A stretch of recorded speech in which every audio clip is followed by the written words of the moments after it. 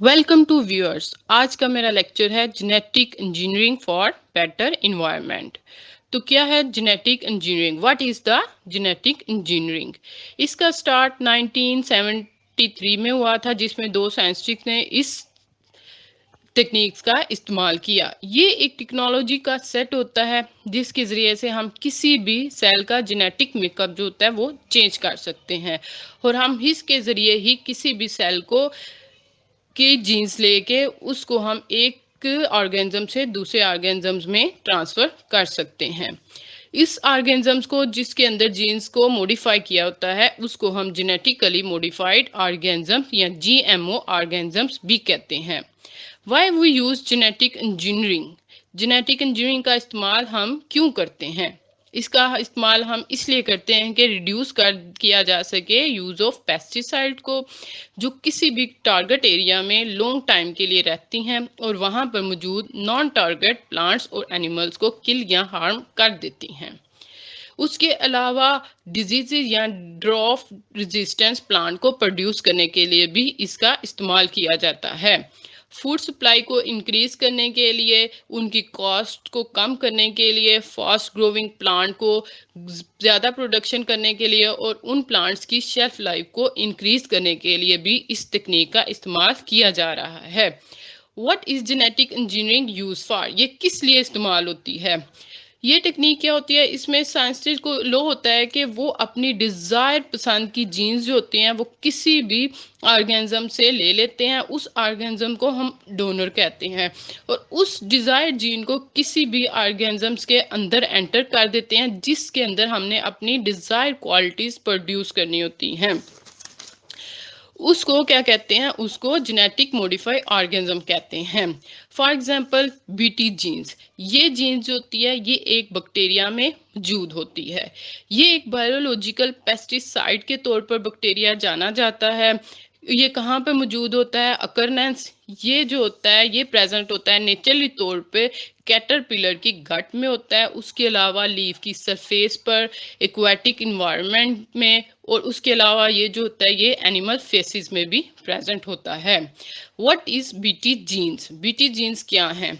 ये जीन्स जो होती है ये प्रोड्यूस करती है प्रोटीन को, जो इंसेक्ट्स के डाइजेस्टिव सिस्टम को पैरालाइज कर देती है। जब ऑर्गेनिज्म जो होते हैं या कोई भी इंसेक्ट जो होता है वो इस जीन्स को अपने अंदर लेके जाता है, तो वो क्या होता है कि उनका डाइजेस्टिव सिस्टम जो होता है वो पैरालाइज हो जाता है, जिसकी वजह से इंसेक्ट्स की डेथ हो जाती है ड्यू टू स्टार्वेशन की वजह से। Genetic engineering of crops. Crops में हम इसका इस्तेमाल करते हैं। क्रॉप्स में क्या किया जाता है? बीटी जीन को इंट्रोड्यूस करवाया जाता है। इनसे ये खुद एक बायोलॉजिकल पेस्टिसाइड के तौर पर काम करती हैं। इसमें क्या होता है कि इसमें पेस्टिसाइड वाली खूबियाँ प्रोड्यूस हो जाती हैं। जो इंसेक्ट्स इन पे अटैक करता है, इसकी जीन्स जो होती है वो प्रोटीन प्रोड्यूस करती है, जिसकी वजह से उन इंसेक्ट्स की डेथ हो जाती है। Benefits of BT genes. Benefits क्या है? नंबर वन, हमें किसी भी सिंथेटिक पेस्टिसाइड की ज़रूरत नहीं पड़ती। उसके अलावा ये ज़्यादा अपॉर्चुनिटी देते हैं बेनिफिशियल इंसेक्ट्स को कि वो वहाँ पर रहें। उसके अलावा ये जीन्स जो होती है ये बेनिफिशियल जो इंसेक्ट्स होते हैं उनको किल नहीं करती, रिड्यूस करती है इस एक्सपोजर ऑफ पेस्टिसाइड्स का वर्कर के ऊपर और नॉन टारगेट एनिमल्स और प्लांट्स के ऊपर। शारोन डॉटी ये एक साइंटिस्ट थी जिसने एक जीन को इंट्रोड्यूस करवाया ट्री में, जो प्रोड्यूस करता था 100 टाइम्स ज़्यादा ट्राइक्लोरीन इथाइलिन को as compare to non transgenic plants के। ये ट्री हेल्प करते हैं कि एक्सप्लोजर और टॉक्सिन जो होते हैं रेजिड्यू को इन्वायरमेंट से ख़त्म करने में। इसको ग्रो करवाया जाता है कंटेमिनेटेड एरिया में, जहाँ पे ये टॉक्सिन या पोल्यूटेंट जो होते हैं उनको ख़त्म कर देते हैं।